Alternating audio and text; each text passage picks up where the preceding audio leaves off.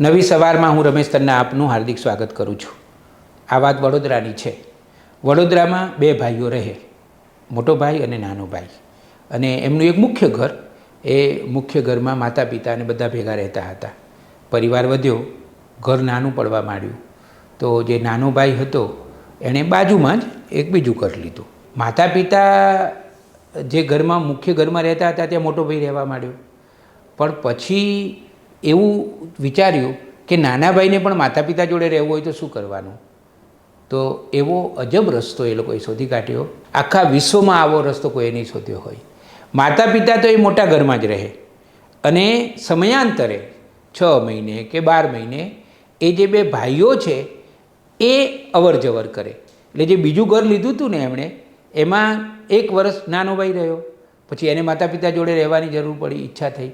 મોટાભાગે એવું બનતું હોય છે કે માતા પિતા એ નાના ભાઈના ઘરે રહેવા જાય, પણ ના, જે મુખ્ય ઘર છે, માતા પિતાએ વસાવેલું ઘર છે, એમાં એમની સંવેદનાઓ છે, એમને એની ટેવ પડી ગઈ છે, તો માતા પિતાને આપણે ડિસ્ટર્બ નથી કરવાના। તો શું કરવાનું? પેલો જે મોટો ભાઈ છે ને એ એનું આખું કુટુંબ લઈ અને પેલા બીજા ઘરે રહેવા જતો રહે, અને નાનો ભાઈ આખું કુટુંબ લઈને અહીંયા રહેવા આવી જાય। કેટલી બધી સમજણ, કેટલી બધી સંવેદના! મોટાભાગે આપણા ત્યાં એવું બનતું હોય છે કે 2-3 પુત્રો હોય એટલે કોઈક એકના ઘરે માતા પિતા રહેતા હોય, અને મોટાભાગે તો નાના ત્યાં જ રહેતા હોય એવી આપણા ત્યાં પરંપરા છે। પણ કોઈક વાર એવું બને કે જે વચેટ છોકરો હોય એની જોડે બને, કેટલીક વાર મોટો દીકરો હોય એની જોડે માતા પિતાને બનતું હોય, અને ઘણીવાર સગવડની પણ સવાલ છે કે વધારે કમાતો હોય તો ઘર મોટું હોય તો માતા પિતા ત્યાં રહે, અને પછી આમ વાતચીત કરે ને ત્યારે કોઈ પૂછે કે તમે માતા પિતા કોના ત્યાં રહે છે? માતા પિતા કોના ત્યાં રહે છે એવું પૂછે હો।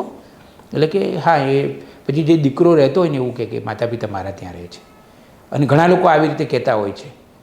પણ સાચી વાત એ છે કે દીકરો હોય ને એણે એમ કહેવું જોઈએ કે અમે માતા પિતા સાથે રહીએ છીએ।